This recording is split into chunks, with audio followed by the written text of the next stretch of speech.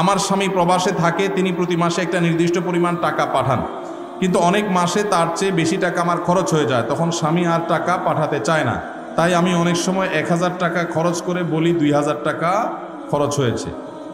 হুজুর, তাহলে এতে কি আমার অন্যায় বা পাপ হবে?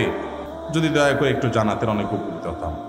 দেখুন, মিথ্যা কথা বলা জায়েজ নাই। প্রয়োজন একটু কম খাবেন, স্বামী কম পাঠালে কম খাবেন, কিন্তু মিথ্যা কথা বলবেন না। যদি গুড়ায় গাড়ায় কোনোভাবে আপনি রাখতে পারেন সেটা জায়েজ আছে। ডাহা মিথ্যা কথা বলবেন, এটা এত সহজ না, এটা জায়েজ হবে না। অনেকে আছে বউয়ের জামাইয়ের সাথে আর জামাইয়ের বউয়ের সাথে মিথ্যা কথা বলে, আছে না নাই? এগুলা জায়েজ নাই। বাইরের থেকে শাড়ি কিনছেন 500 টাকা দিয়া, বউটা একটু সোজা সরল পাইছেন, আয়সা বলতেছেন 5000 টাকা দিয়ে শাড়ি আনছি তোমার জন্য। জায়েজ হবে না জায়েজ হবে? একটা হাদিস আছে বউয়ের সাথে মিথ্যা কথা বলা জায়েজ। এই কথা শুনে অনেকে আছে ডেইলি সকাল বিকাল বউরে এরকম গোল দিয়ে ধোকা দেয়। এই মিথ্যা বলা জায়েজ নাই। কোন মিথ্যা বলা জায়েজ?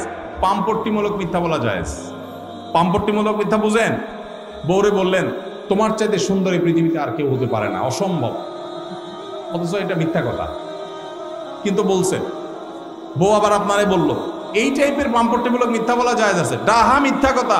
গোশত আনছেন 1 কেজি, আয়না বলতেছেন আধা কেজি, 3 কেজি আয়না বলতেছেন 1 কেজি। বউ বলতেছে মাশাআল্লাহ আমার জামাইটা অনেক চালাক, আমার বাপে কিনলে দেখি অল্প একটু হয় 1 কেজি, আরে দেখি 2 কেজি 1 কেজি হয়ে গেছে।